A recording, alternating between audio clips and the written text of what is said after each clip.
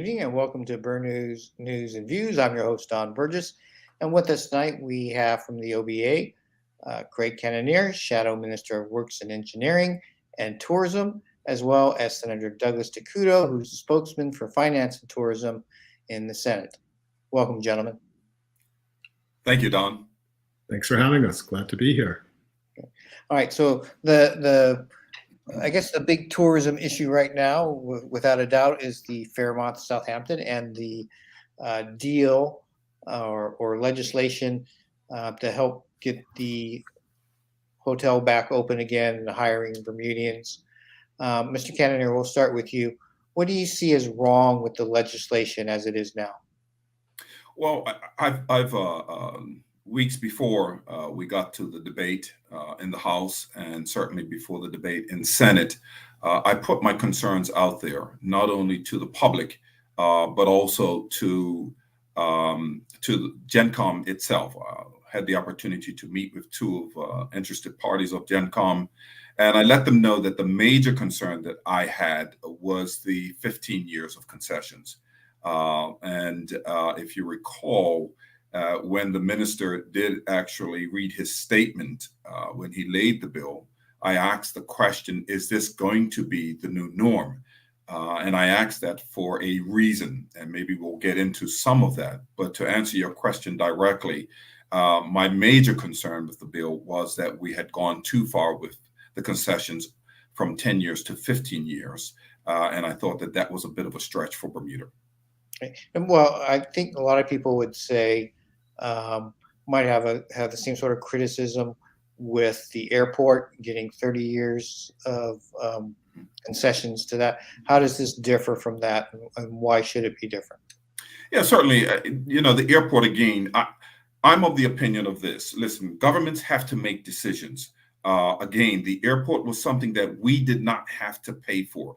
Bermudians, the taxpayer, were not on the line for the airport when it was being built. That was the primary focus of getting the airport together and going. The other part, of course, was getting jobs going and the likes. But again, I believe what we're looking at is apples and oranges here. We're not giving 15 years of concessions to the likes of what we're giving to the airport. Now, this is two completely different opportunities here with the airport and the hotel. I mean, it doesn't make any sense to try and even look at the airport and compare the two. They're apples and oranges. If you want to compare oranges with oranges, then we need to look at other hotels that we've given concessions to. That would be the fair assessment. All right. Okay. So let's go ahead and do that. How does this maybe compare up in your neck of the woods, the St. Regis? Yeah, well, let me start off by first saying this here. When we became government in 2012, by 2013, we had decided, listen, we didn't know enough about the industry. The tourism ministry itself needed to learn a little more about what the hoteliers, those who are looking to invest in the industry, what exactly are they looking for? You can sit down and have a chat with someone, but if you're not speaking the same language, then pretty quickly challenges come up. And what came out of that in 2013 was that investors were looking to get involved in places like Bermuda, but they were hoping that the governments of different countries, whether it be in the islands or anywhere else, major countries, they were looking for governments to have a stake in it. And the reason they were looking for governments to have a stake in it was because anytime governments start putting regulations in place, laws in place, passing different governments passing different types of laws that will affect the industry, they wanted guarantees that once they bought into Bermuda or once they bought into wherever they wanted to invest, that investment would remain steadfast. Because from government to government, and even just within one government, things can change. And so we learned that they were looking for governments to start putting guarantees in place that would allow them to feel secure with their investment.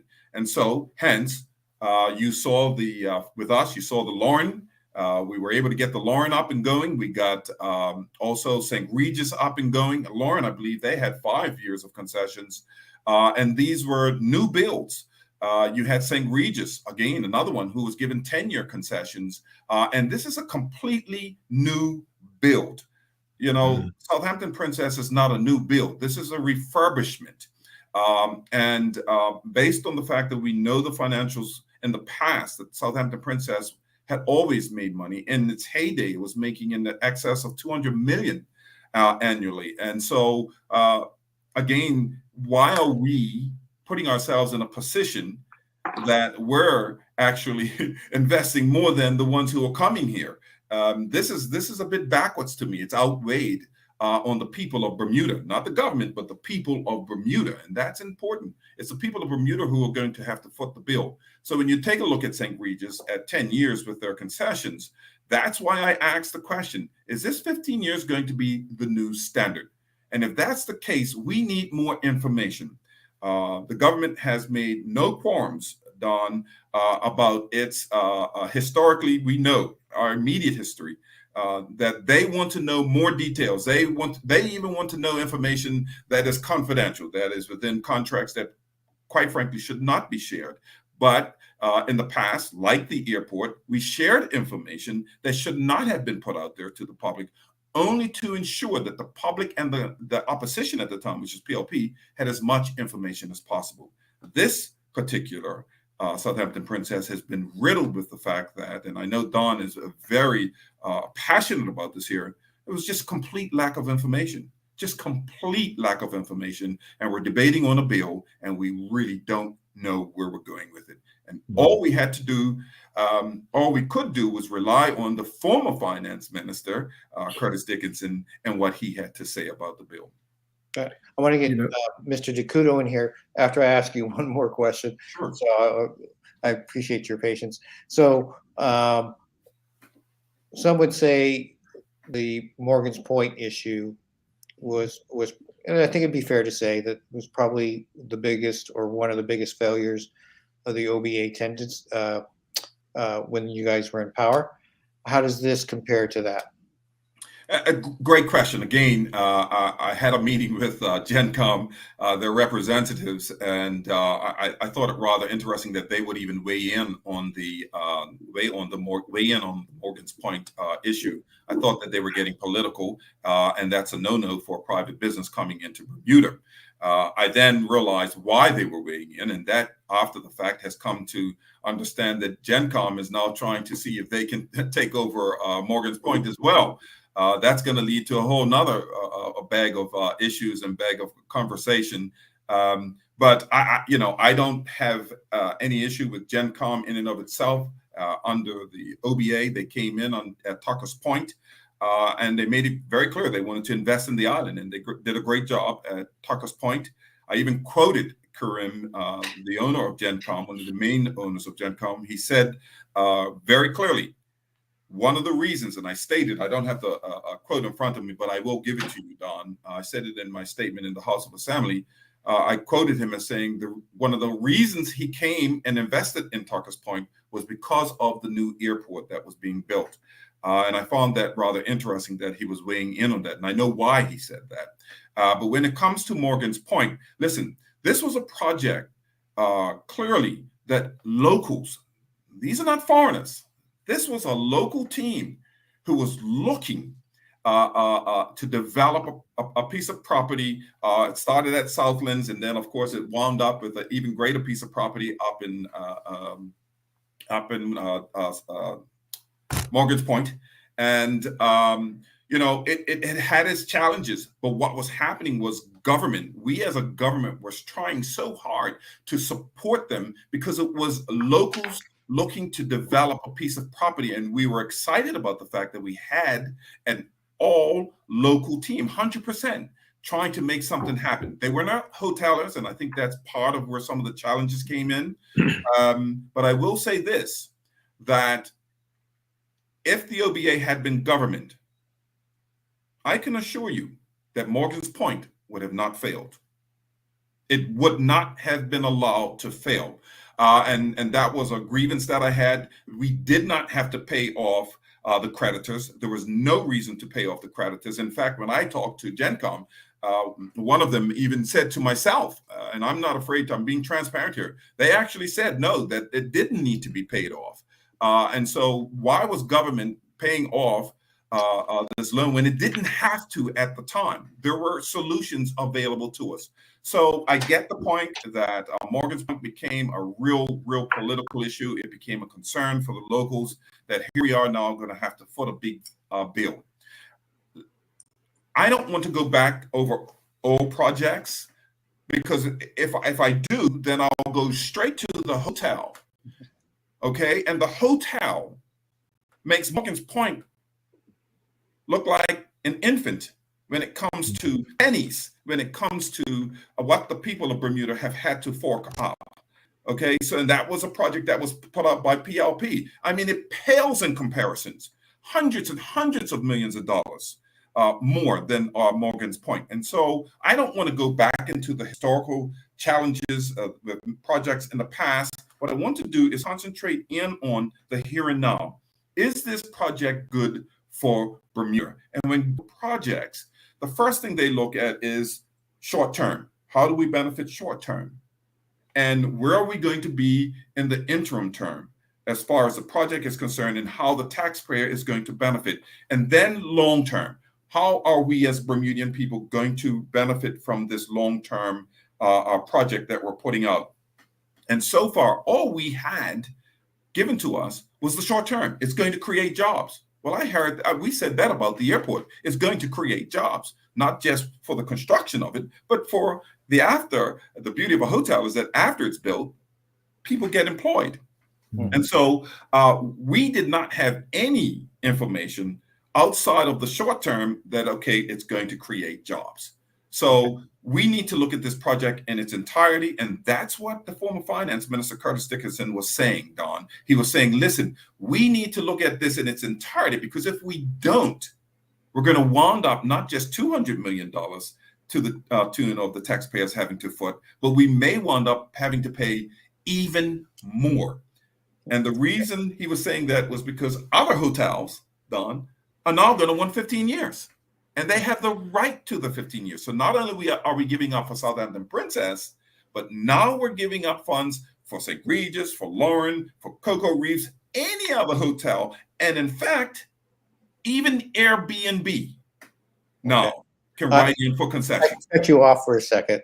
I want to get Senator DeCouto in here. So, Senator, as you see it, what do you think is wrong with the legislation regarding the Fairmont Southampton? Well, Don, let me first say, I think you can tell from Craig's passion. In the OBA, we have a lot of passion for the success of tourism. Everybody in the room wants this project to succeed. Everybody in the room, like the rest of Bermuda, even a guy like me, a member of the laptop class, my family has connections to tourism, right? We want it to succeed. And we thought long and hard about this. So that's number one. When I was canvassing in 2020, I spent an hour sitting with a family. The whole family worked at that hotel, and it was the day before the closure was announced. That was a tough visit with that family. So all of us at the OBA understand personally and politically what's on the line with that hotel. And we do support the hotel opening. The question is how is it done? And speaking of the OBA's support for tourism, which party brought 3 to 4 new hotels to Bermuda? Craig mentioned them. The St. Regis, OBA brought that. Pink Beach, Zora. Compared to how many happened under the PLP? Little to few. Now, if we talk about the bill itself, Craig mentioned the obvious thing. It's a 15-year giveaway. None of those other successful hotel projects needed 15 years. Hamilton Princess, you see how much has been invested there and how successful that hotel is. They didn't need 15 years. St. Regis, they didn't need 15 years. So that's just the start. The other thing is, you can see from these books behind me, I like to read and study, and we did a very detailed analysis of all of the bills. And I won't bore you with the details, but I can tell you this bill has the biggest giveaways of any of the bills that have been used in tourism by far. It has the fewest protections for Bermudians, and it gives away the biggest concessions. And not only that, it's giving them to the biggest hotel site on the island. So it's even worse.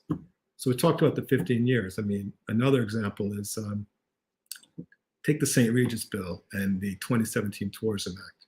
They have specific clauses in there. If you do things like villas, resort residences that developers do, and which they're going to do up there, we know that. They're going to build condos and whatever they're going to be called. For St. Regis and in the 2017 Act, they only get benefits if those units are available as hotel rooms at least 50% of the time. That makes sense, right? If you build it and you basically use it like a hotel room, we'll give you a break. But we're not going to let you just build them and sell them and give you a break. Right. So those would be some of the main reasons right there. And it's got the fewest protections for the Bermudian staff, throughout. I mean, I did want to touch on the Morgan's Point thing as well, Don. And Craig alluded to this. The developers up at the Southampton Hotel, right? They have a site that's known to be a successful tourism site, right? The property is good. There's no pollution. We all know that down at Southlands, thanks to its use as a naval facility, major problems. We may not know all the details, but all the things related to wartime use by the military, major cleanup. And so when people come in, investor comes in, certain greater accommodations had to be made to give confidence to those investors. Those accommodations don't need to be made for the Southampton site. It's just apples and oranges. Would you say it would be fair, and as you mentioned, and everyone knows that the Fairmont Southampton is the largest hotel in Bermuda, employed 2% of the workforce, that there was reason to give them more because it's such an important piece of our economy to get those doors open and get Bermudians back in the hospitality industry working and keep our, all the other little vital parts that tie into that going and working. Don, here's the thing. Can't blame Gen Con for getting the best deal they could get. But you can blame Bermuda's government for giving away a deal. We know that the finance minister resigned because he basically said a better deal was available. And we didn't push for it. The developers have as much at stake as us as making this work. It's in their interest to make it work. So I think the people of Bermuda need to ask, why did the Bermuda government bend over so far backwards to accommodate when the finance minister at the time said that we could get a better deal? Let me give you an analogy, right? Let's say you go into the dock, you want to get on a boat, a little tour boat, right? See, that boat looks good. And as you're getting onto the boat, the captain of the boat gets off and says, something's wrong with the boat. Now, do you get on that boat? No, of course you don't. That's what's going on here. Okay. Mr. Cannonier, you wanted to add to that? Well, Don, Doug is making a great point here.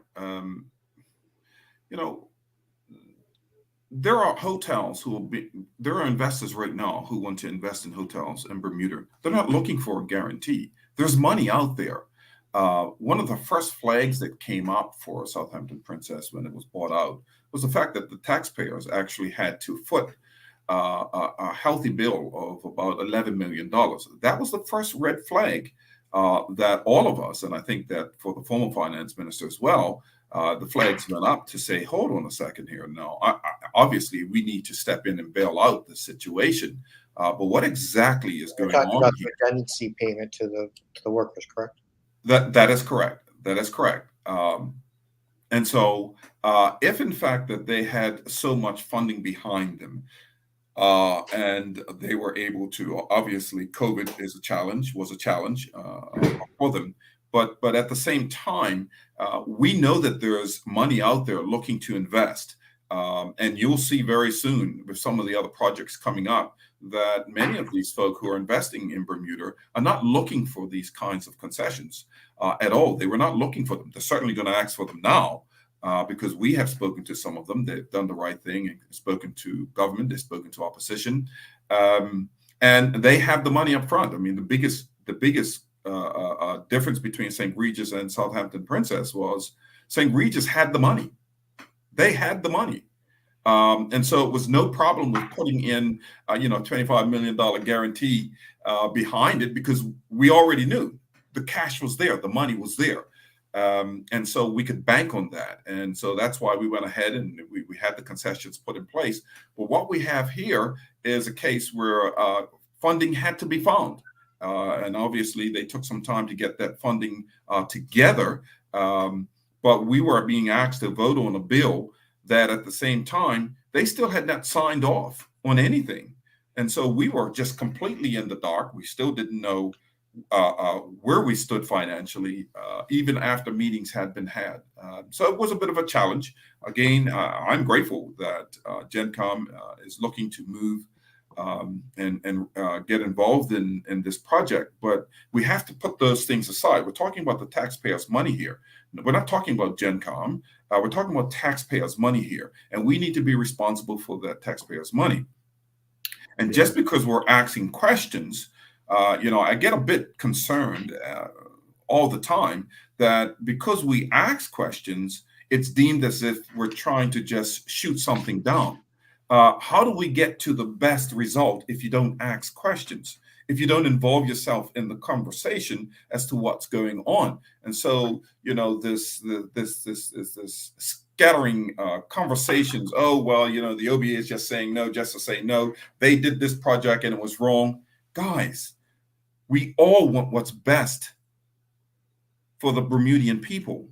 And if we don't ask questions, then quite frankly, we just get railroaded. Bermuda will get railroaded. And as you saw in Senate, people are concerned. I mean, it was very close to vote there, quite frankly. And that should show, and that says that Bermuda really was having a challenge with this particular bill, and they didn't have enough information. That vote in and of itself said everything. We can say a whole lot about oil projects, but we want to stick to what's going on here. And it's important that we safeguard the taxpayer. So what information would you say is lacking that the public is not aware of, or it's not in the bill and not readily available for us to know at this point in time? Sure. I think a lot of information was put out there already, and I'll allow Don also to go through some of that. But the first thing that comes to mind was, why are we going beyond the 10 years? What are the financials that actually say that you need these extra 5 years in order to make it? We already know, based on the information that came available at the last minute. Now, I need for everyone to hear this very clearly. It wasn't until it was thought, it may get shot down in Senate, then everyone was rushing the day before, 2 days before. Oh, we can give you all the information you want now. Well, we had been asking for the information. Give us more information. We're not going to give it necessarily to the public, but make us feel more comfortable that what we're voting on makes sense. That information was not forthcoming until it looked like it was going to get voted down in the House. That should be a huge flag to everyone involved in this project. Now, I'm not saying anything nefarious was going on, but what I can say is share the numbers so we can substantiate why you need 15 years. This hotel has always made money. Their projections are saying that after 2 years of opening, so it's going to take them 18 months to build it. Okay, so in 18 months, they build this hotel, late 2003, early 2004, give them a little time. This hotel is open within 2 years. Within 2 years, Don, I'm saying, what is it, 2023 now? 22, 23, 24, 25, 26. They're cash flow positive. That's the projections. After 2 years, they will have broken even and the hotel will be making money. Now, why should we, after 4 or 5 years, if the hotel is making money, be extending concessions to the tune of 15 years? The developers know the money that Southampton Princess was making in the past, and they are fulfilling a great void. We need those boardrooms and those conferences that are held. We need to get it open and built. But why are we extending it so far into the future that most of us, you and I doubt if in 15 years you'll be reporting on politics, Don. Most of us will be out of the political arena. And the kid who's just being born today will be footing the bill still into his late teens for this hotel. I think it's a bit unfair. Give up the numbers so that we can see exactly what's going on. And Don brought up something in the Senate yesterday. He mentioned about the fact that, why are they willing to give up 10% of their profits to be invested back into the country? It's a great thing, but that in and of itself tells you that they know that they're going to be cash positive very soon. That's not including, Don, the 350 almost units that they want to build at an average tune of about $2 million. That's $750 million just on the condos themselves. Just on the condos. That's excluding the money that the hotel makes. So I think, people like Curtis Dixon saying it's going too far. Former Premier John Swan also weighing in that these concessions go too far. If I were a betting man, I would bet on those who have been in the industry, who understand this, have been there before. I would tend to bet with them as opposed to going with something completely brand new here. And we're going out on a stretch for 15 years. Give them 10 years, Don. And then if they need extensions, ask for it. Mr. DeCouto, do you want to add to that? Well, it was pretty extensive, Craig, but let me make a couple points. So first of all, look, we're the opposition. It's our job to create accountability for the government. It's our job to ask the hard questions. And if the government is so thin-skinned, they can't take those questions, I think the public should say, what the heck is going on? You can't answer some honest questions? We have Bermuda's best interests at heart. And that is why we're here asking the tough questions. So look around you. Your trash get picked up this week? No. You know why? Trash trucks not being properly maintained. The roads, everybody knows what the roads are like. Ferry services being cut. Money for schools, money for firefighters. That is thanks to the PLP's long, long history of mismanagement of this economy, right? And then on top of it, now they're giving away all this hotel tax when Bermuda needs every dollar to take care of itself. Now why 15 years? 15 years because that's the deal GenCom was able to make. Because they could get a 15-year concession, they structured the rest of the deal around it. That's why. We know they already had a 10-year deal that they agreed to. So they had a 10-year deal. Now, you hear a lot of things from the government. The 10%, the Bermuda Investment Fund, this, that. None of that's in the bill. Those are just promises from Premier Burke, from the same premier who gave almost $1 million away to a record studio and a multi-million-dollar no-bid contract to his advisor. No-bid contract. Bermuda's not in a position to give no-bid contracts to anybody. And that's our job as the opposition to come and ask these questions. Is the government looking out for you, or are they looking out for somebody else? Okay. Now, if we go back to the 15 years thing, it's even going to be worse because, we've asked some tough questions that were not answered. In fact, if the government took that bill to the House, the bill referred to some site plan that would tell you what was in the hotel. That was not supplied. So they were asking the members of parliament to vote on a bill, which they didn't even know what they were voting on.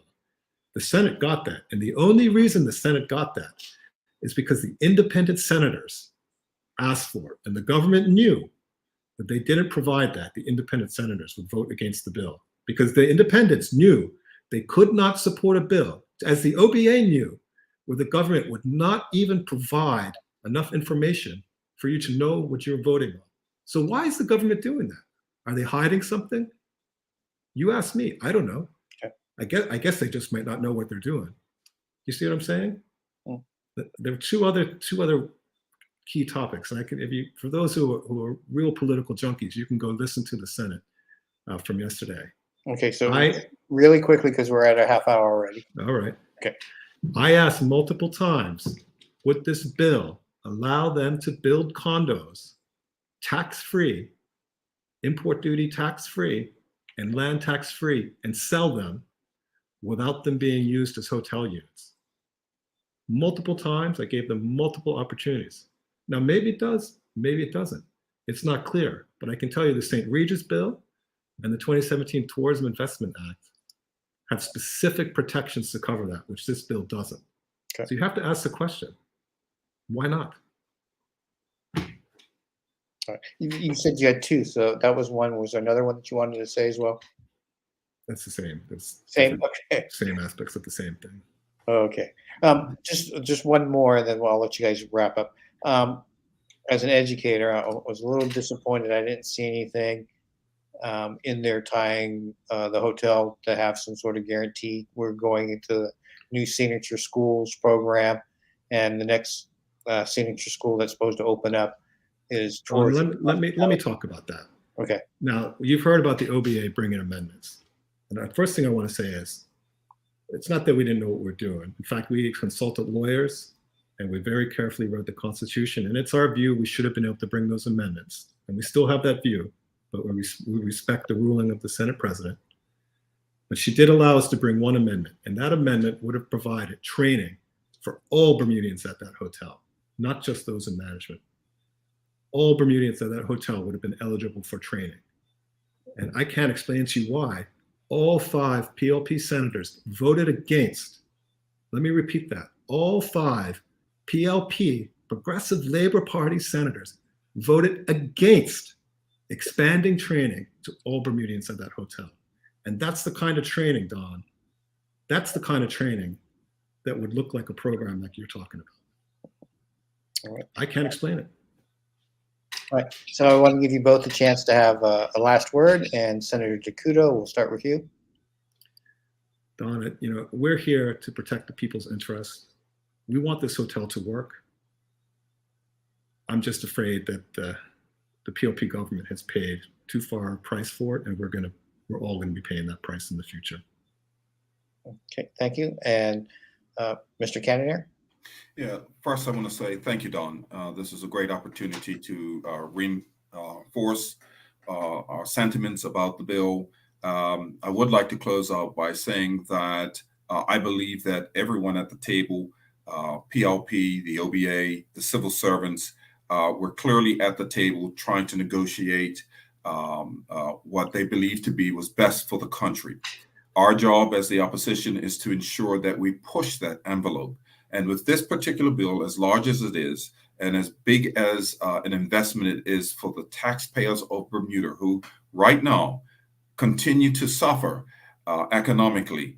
And for this bill, I said it before, this feels like we're giving to the big cats and the little cats have to continue to foot the bill. This is a challenge for me when Airbnbs and people who have been carrying the weight in tourism, not having these kinds of concessions, have to continue on without them. We have got to find a way that we can flip the script. What's important to Bermuda is where our priority should be as far as monies are concerned, and education is one of those. And Don spoke very clearly. It is a passion of ours. We want to see more people educated within the tourism industry because it is a wonderful field to be involved in. I look forward to the Bermuda Tourism Authority continuing on, and they're doing a great job at getting sports tourism going. It's exciting to see. Sail GP here did a fantastic job, and I want to remind everyone that if it was not for America's Cup, there would be no Sail GP. Okay, thank you very much. I want to thank Senator Douglas DeCouto. Appreciate your time here tonight. Thank you, Don, for having us. Much appreciated. Thank you, Don. And Craig Cannonier, who's the Shadow Minister for Works and Engineering and, of course, Tourism. Thank you, sir. Thank you so much. And on behalf of Bird News, we want to thank all of our listeners tonight and hope you have a very beautiful evening.